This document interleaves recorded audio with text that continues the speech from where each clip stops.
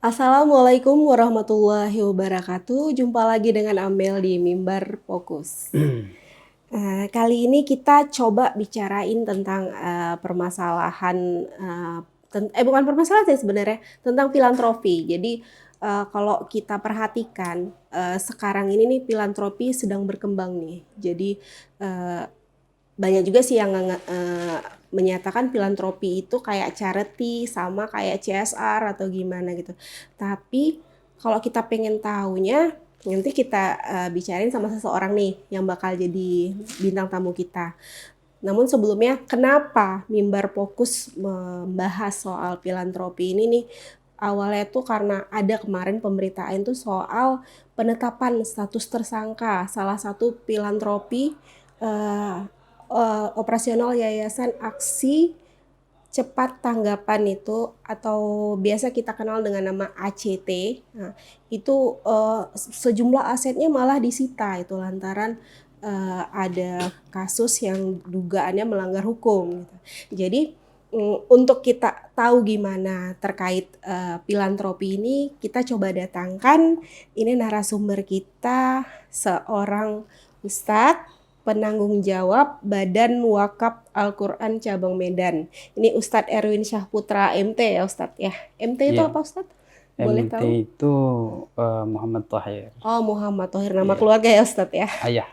Oke, jadi aku manggilnya Ustadz Erwin ya Ustadz Boleh, ya. boleh. Oke, Ustadz ini ada beberapa pertanyaan yang terkait filantropi sendiri. Jadi sebelum ke pertanyaannya mengenai dampak atau masalahnya gitu kan, aku pengen Ustadz jelasin dikit deh ke masyarakat filantropi itu apa sih sebenarnya gitu. Baik. Bismillahirrahmanirrahim. Assalamualaikum warahmatullahi wabarakatuh. Alhamdulillah, bersyukur kita kepada Allah Subhanahu wa taala. Salawat kita kepada Rasulullah sallallahu alaihi wasallam. Allahumma shalli wa sallim wa barik alaihi. Baik, terima kasih kepada sahabat-sahabat saya dari Mimbar Umum yang telah membuat acara ini. Semoga acara ini bisa memberikan pencerahan kepada masyarakat, kepada umat. Ini mungkin sedikit kontribusi kami dari Badan Wakaf Al-Quran Cabang Medan. Baik, kita tahu bahwa di Indonesia itu sangat kompleks problem gitu ya. Problem kemanusiaan, problem kebutuhan air bersih gitu ya, problem biaya sekolah, biaya berobat gitu ya, dan banyaklah problem-problem sosial di tengah-tengah masyarakat Di Indonesia ini di Indonesia masih ini sangat masih banyak. sangat. Karena jumlah penduduk Indonesia ini kan sangat fantastis, kurang lebih 270 juta dengan penduduk muslimnya 223 juta, 80% lebih. kurang lebih 80%. Bahkan riset yang dilakukan Dewan Masjid Indonesia itu sekitar tahun 2019, dari 223 juta muslim di Indonesia ini ada sekitar 65% itu belum masih buta huruf Al-Quran, dari 223%. Kemudian juga juta maksudnya ya. Kemudian 223 juta penduduk muslim di Indonesia dari Sabang sampai Merauke. Itu problem. Nah, kemudian juga kebutuhan Al-Quran khususnya ya, karena kami dari Badan Wakaf Al-Quran, ini ternyata data dari Kemenak ya, Kemenak Indonesia maksudnya, pemerintah Indonesia, Kementerian Agama Republik Indonesia, itu juga dirilis sekitar tahun 2019. Kebutuhan Al-Quran di seluruh Indonesia itu per tahun, khusus Al-Quran ini ya, itu sekitar 6 juta. 6 juta Al-Quran 6 juta per tahun. Per tahun. Nah, itu yang baru-baru belajar Al-Quran gitu ya? Itu sudah include, sudah di dalam. Mungkin ada yang mu'alaf, mungkin yang rusak, mungkin juga ke daerah-daerah yang belum dapat Al-Quran. Nah, itulah sehingga muncullah dari problem-problem sosial di tengah-tengah masyarakat, sebagaimana yang kita sebutkan tadi, muncullah gerakan amal. Sebetulnya kalau kita lihat kan ada dua di Indonesia ini gerakan sosial itu ya. Filantropi kalau yang ditanyakan tadi. Jadi filantropi itu bisa dikatakan suatu gerakan sosial dari masyarakat. Betul, untuk masyarakat. Untuk masyarakat. Betul. Gitu. Jadi kita kalau Badan Wakaf Al-Quran pasti gerakan sosial kita untuk membagikan Al-Quran itu. Iya, betul, menyalurkan. Menyalurkan. Betul. Jadi kalau kita lihat ada dua bagian filantropi ini. Ada filantropi secara umum, kemanusiaan lah kita sebut ya. Dia tidak membawa isu keyakinan tertentu, agama. Tapi juga ada kita lihat filantropi yang bergerak dalam isu agama sebagai mainstreamnya, begitulah ya. Nah, di antaranya adalah Badan Wakaf Al-Quran. Tetapi perlu kita ketahui bahwa BWA ini walaupun dia nasional, pendirinya juga kita tahu dulu seorang mantan rocker ya, almarhum Ustadz Hari Mukti tahun 80-an. Sudah kurang lebih 5 tahun yang lalu wafat dipanggil oleh Allah. Nah, beliau itu mendirikan tahun 2004 di Bogor ketika itu. Nah, saat ini sudah kurang lebih 30 cabang di seluruh Indonesia, termasuk di Kota Medan. Memang bisa dikatakan kontribusi kami belum begitu besar lah. Karena memang kalau kita lihat penduduk Muslim khususnya atau penduduk Indonesia secara umum kan begitu banyak. Nah, disinilah panggilan hati. Kalau kita bisa katakan vibrasi. Vibrasi itu adalah getaran jiwa. Getaran jiwa ini akan dirasakan tidak hanya siapa saja, ini fitrah dia. Kalau bahasa umumnya itu hati nurani ya, kira-kira begitu. Makanya istilah filantropi itu kan cinta kasih. Nah, kalau dibahasakan secara umumnya, bahasa arti bebasnya, cinta kasih kita kepada sesama. Nah, itu bagian dari fitrah kita. Apalagi kita Islam, agama Islam itu kan memerintahkan Allah memerintahkan kita melalui nabinya menolong sesama, itu kan itu adalah dorongan iman tanpa kita melihat apa keyakinannya. Makanya kita untuk meningkatkan kecintaan masyarakat kepada Al-Quran juga kita secara khusus ya. Betul. Makanya kita menyalurkan dalam bentuk Al-Quran, bukan dalam bentuk sembako atau seperti biasa itu kan sembako atau donasi-donasi gitu ya. Betul. Jadi sekilas memang tentang khusus Badan Wakaf. Kalau kita lihat BWA ini memang dia ada 8 program. Ikonnya adalah 1 juta Al-Quran setiap tahun. Dan itu alhamdulillah selalu terpenuhi. Walaupun PR-nya tadi ada 5 juta Al-Quran yang belum terpenuhi. Ini kembali ke situ. Baik. Jadi kan gerakan-gerakan yang kita lakukan memang sudah lama dan memang masih butuh banyak dana untuk penyaluran Al-Quran ini. Dukungan betul. Untuk penyaluran. Namun kan kemarin lantaran masalah ACT kemarin, itu gimana pendapat Ustadz itu, walaupun berbeda yang disalurkan gitu, tapi kan sama, ini merupakan gerakan untuk masyarakat gerakannya kan. Jadi kalau pendapat Ustadz itu gimana tuh terkait kasus yang menimpa ACT itu? Iya, tadi di awal kita jelaskan bahwa filantropi ini kan bagian dari getaran jiwa gitu ya. Bagaimana kita bisa membantu permasalahan-permasalahan masyarakat, baik yang kita kenal ataupun tidak. Karena bentuk empati kita kepada sesama, karena memang ini landasan adalah akidah atau iman kita kepada Allah dan Rasul. Memang dalam perjalanan kebaikan ini ya tentunya kadang tidak murni ya, alias bisa dikatakan ada aja kendalanya. Bisa juga itu kadang fitnah, bisa itu juga kadang memang ada orang-orang yang mencari celah. Memang ada oknum-oknum bisa katakan seperti itu. Kenapa? Karena kita manusia ini kan makhluk sosial yang tidak bisa lepas dari salah dan lupa. Nah, maksud saya seperti ini, kita tidak fokus terhadap kesalahan itu.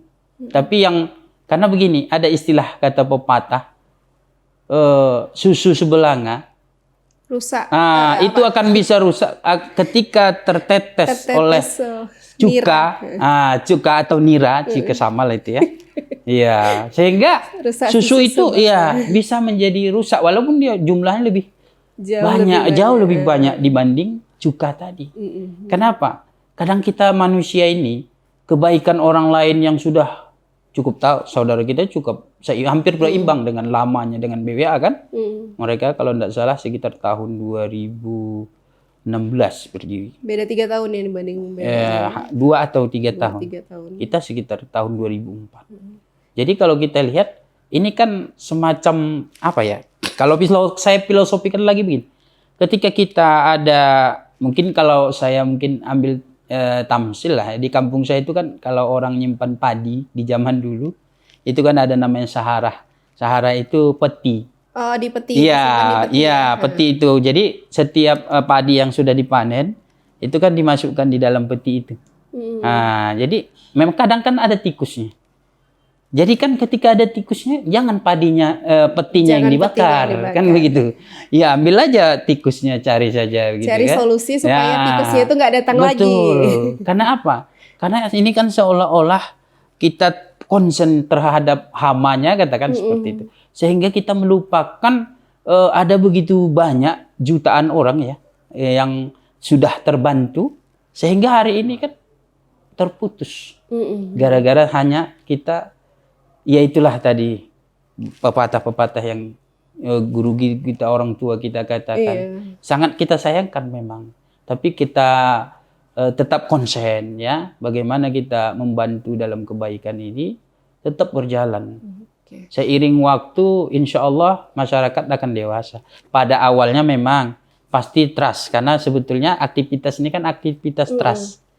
Kepercayaan masyarakat. Jadi kalau dilihat sekarang ada pengaruhnya ya lantaran kasus yang menimpa itu dengan keinginan orang mendonasikan bantuannya ke filantropis. Itu berpengaruh. Kalau di Sumatera Utara gimana?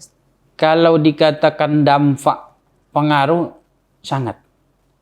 Karena kita tahu orang menolong itu kan getaran jiwa. Otomatis ketika dia sudah ikhlas, dia sudah tumbuh getaran jiwanya untuk menolong. Terjadi misalkan seolah-olah dia ditipu, katakan seperti itu. Walaupun pemberitaan itu kita juga tidak tahu seperti apa aslinya kan. Tapi inilah yang terjadi sehingga dampaknya masyarakat itu kan kadang tidak bisa memilah. Sehingga yang namanya badan apapun, filantropi apapun di Indonesia khususnya di Sumatera Utara ini semacam sama saja seperti itu, sehingga berdampak baik, berdampak kepercayaan, berdampak misalkan kita ingin membuat kegiatan, karena PWA ini kan konsennya sebetulnya edukasi, karena dia ada 8 program, 1 juta Al-Quran, air bersih, listrik, dan terusannya, dan 300 proyek di seluruh Indonesia. Sebetulnya ibaratkan sungai, dia itu hulu ke hilirnya itu dia real.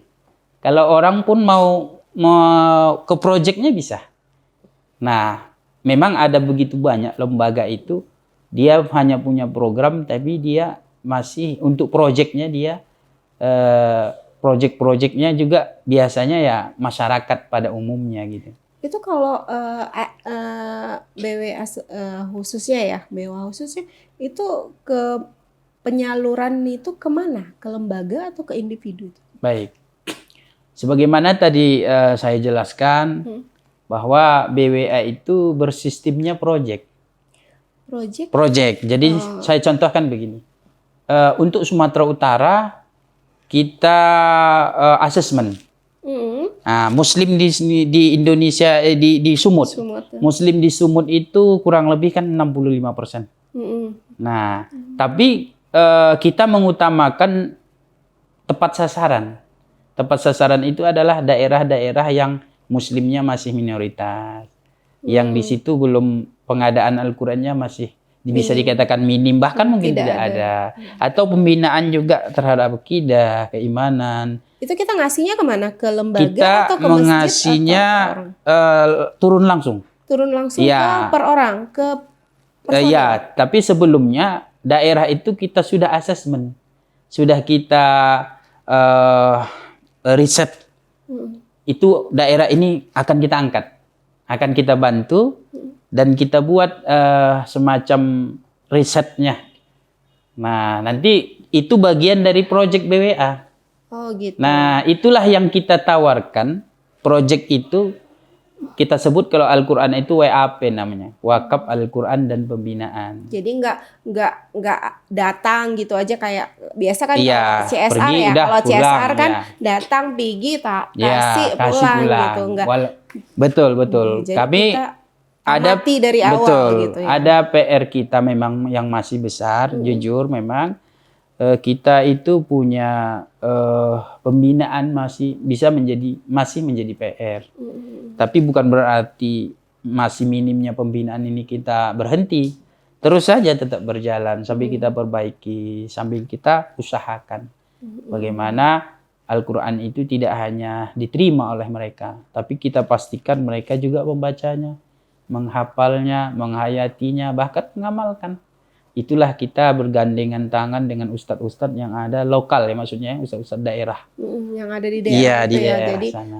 ustadz-ustadznya juga mencari informasi terkait masyarakat Mendata ya, betul. apa yang dibutuhkan oleh Betul. masyarakat sekitar. Ya. Tidak hanya mendata, termasuk juga membimbing mereka bekerja sama dengan Badan Wakaf Al-Qur'an. Itulah yang kita lama lakukan di Indonesia.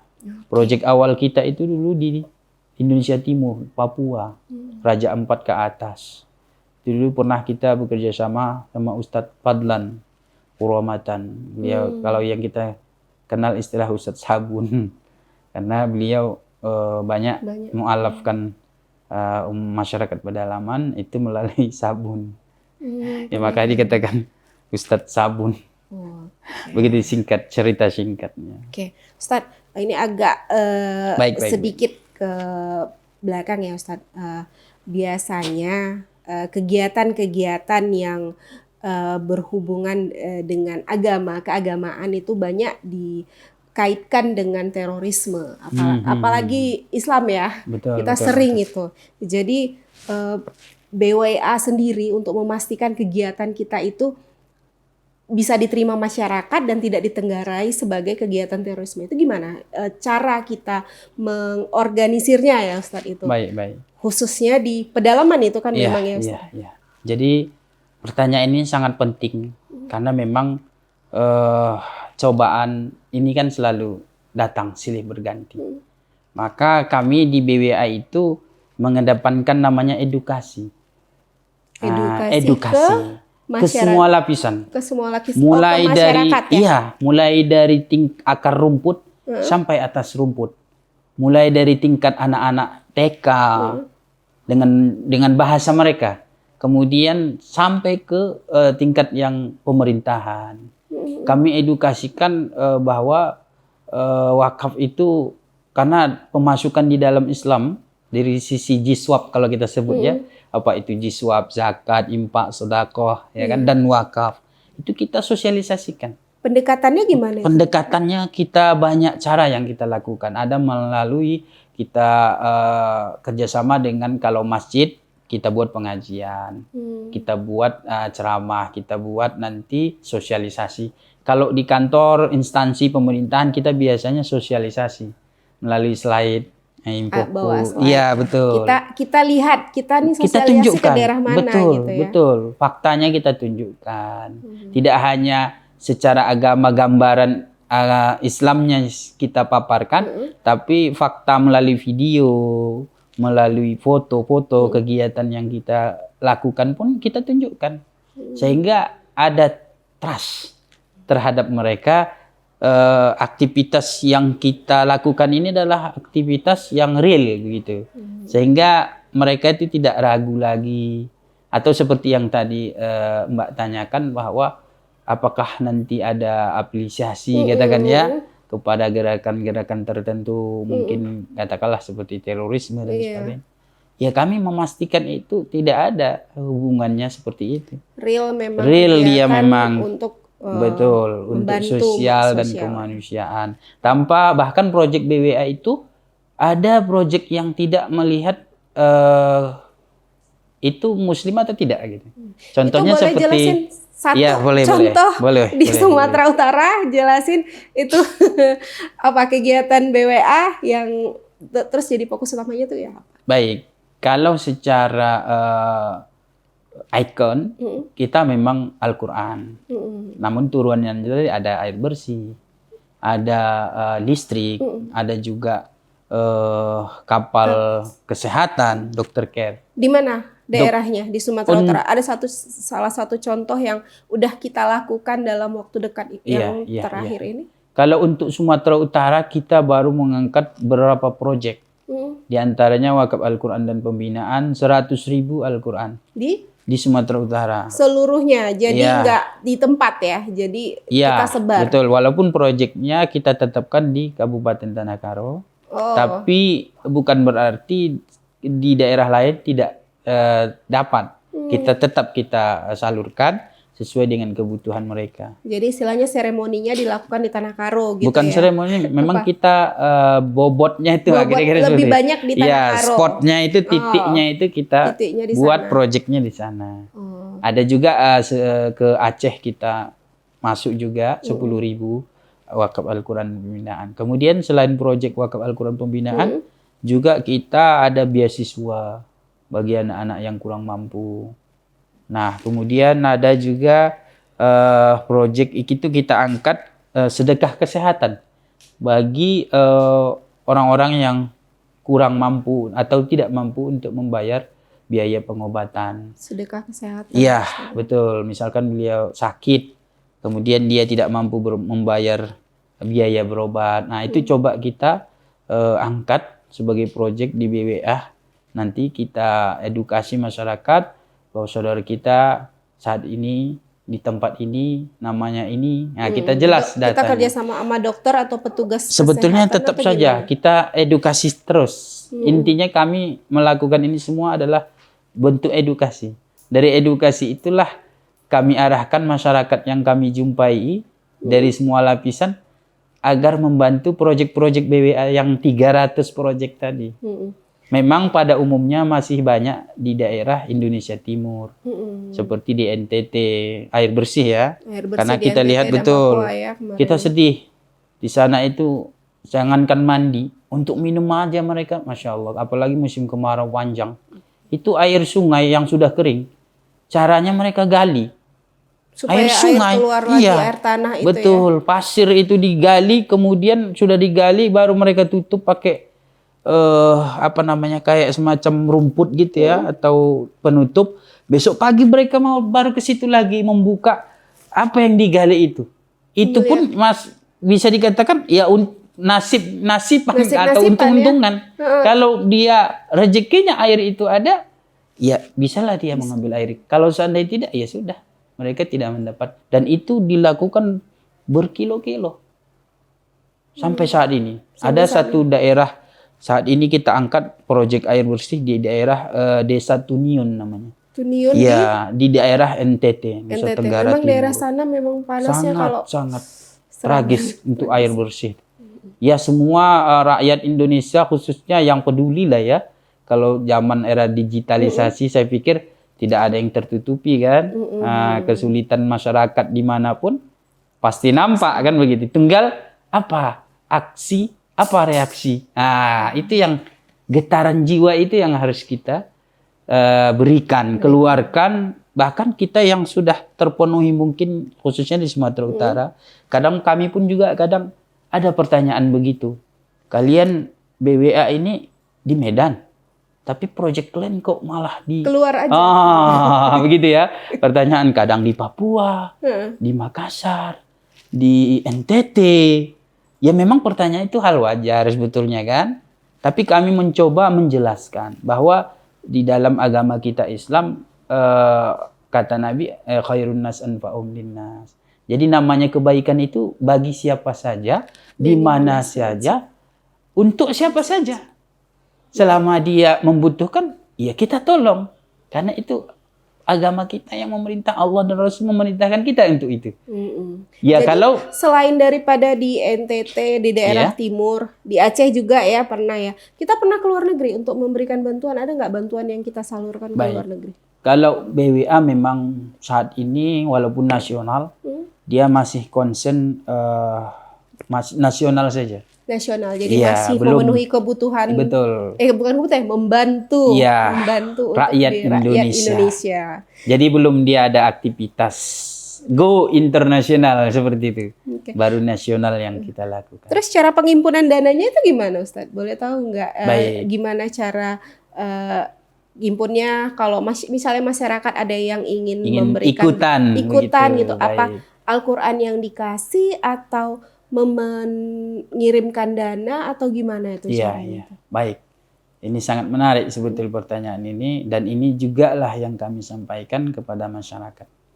Ya, kita memang, saya kembali di awal tadi saya lakukan, kita ini bukan tangan di bawah. Nah, mungkin Mbak bisa memahami ya. Kita bukan meminta. Tapi kita adalah bagaimana mengedukasi, menggugah masyarakat dengan banyak ragam acara. Termasuk ragam acara itu adalah ragam acara itu edukasi tadi. Melalui edukasi itulah kita arahkan masyarakat itu, bagaimana masyarakat itu bisa dan mau membantu proyek kita. Nah, adapun teknis membantu ke proyek-proyek yang kita buat itu ada berapa macam cara. Ada melalui transfer, ada melalui namanya jemput wakaf, karena concern kita kan wakaf. Ada melalui juga di tempat, pas kita buat event atau acara-acara tertentu. Bisa, ada juga memang kanal kita buat, ada namanya presentasi, tim presentasi yang mensosialisasikan wakaf itu. Masuk ke kampus, masuk ke sekolah, masuk ke instansi, masuk ke mana-mana. Intinya adalah menawarkan kerjasama kebaikan dengan bentuk kegiatan. Bisa pengajian. Kalau di sekolah itu kegiatan sekolahnya. Di luar jadwal sekolah, kira-kira seperti itu. Jadi yang kita terima itu donasi ya, dalam bentuk donasi ya. Kalau wakaf, sebetulnya kita arahkan mereka berwakaf. Karena memang hadis Nabi mengatakan apabila idza mata ibnu Adam in qata amalu illa bisalas. Jadi apabila wafat anak Adam, maka putuslah amalnya.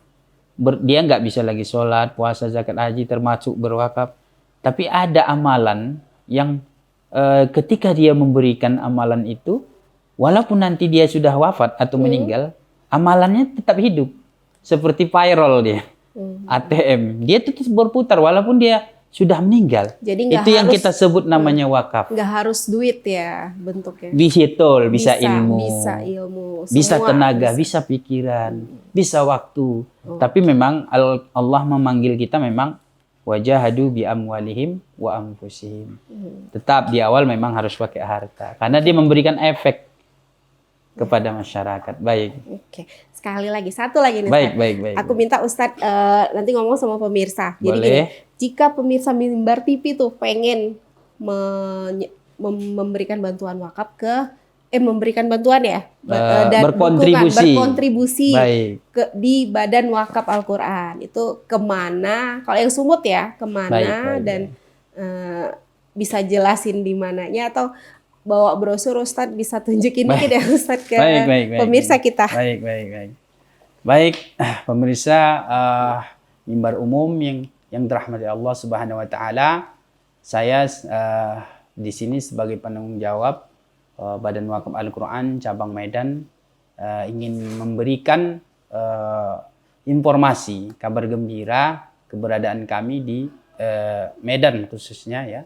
Insya Allah akan menjadi sumut. Jika misalkan saudara-saudaraku termasuk juga dari Mimbar Umum dan semua jajarannya yang ingin berkontribusi dalam proyek-proyek dan program wakaf yang kami kelola, itu bisa ada berapa item, bisa nanti berkontribusi langsung dalam arti membantu wakaf, proyek wakaf ke BWA.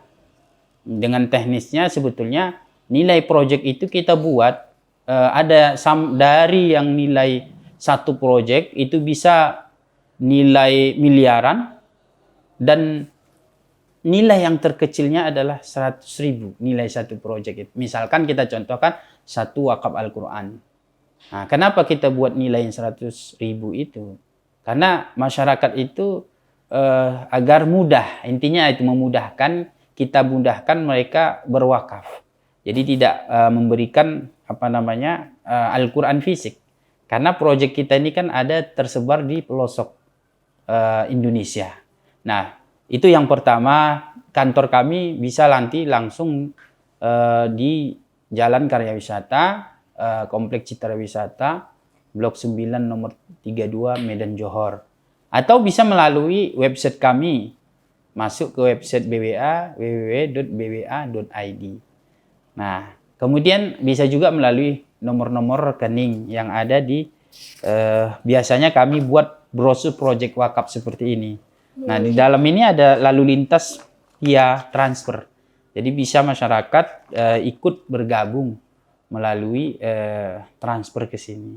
Sesuai dengan keikhlasan dan kemauan. Dan terakhir, termasuk tadi dalam pembahasan kita, wakaf ini kan tidak mesti harta. Bisa juga waktu, tenaga, pikiran. Sebagaimana mimbar umum ini, jika seandainya bisa mau berkontribusi, bisa juga nanti kita ada kegiatan-kegiatan kebaikan, khususnya di Medan dan Sumatera Utara pada umumnya, bisa kita insya Allah berkontribusi dalam hal ini. Alhamdulillah. Nah, begitulah kira-kira. Pasti, nanti kita kerja sama Ustadz. Baik. Insya Allah. Oke Ustadz, terima kasih Ustadz. Jadi pemirsa, begitulah bincang-bincang kita dengan Ustadz Erwin Syahputra, penanggung jawab dari Badan Wakaf Al-Quran cabang Sumatera Utara ya Ustadz ya. Cabang Medan. Cabang Medan. Insya Allah akan menjadi Sumatera Utara, doanya. Insya Allah. Oke, terima kasih Ustadz. Baik. Kami juga berterima kasih. Iya. Sehingga terjadinya kebaikan ini hari ini atas izin Allah. Amin. Oke pemirsa, begitulah bincang-bincang kita. Terima kasih. Assalamualaikum warahmatullahi wabarakatuh.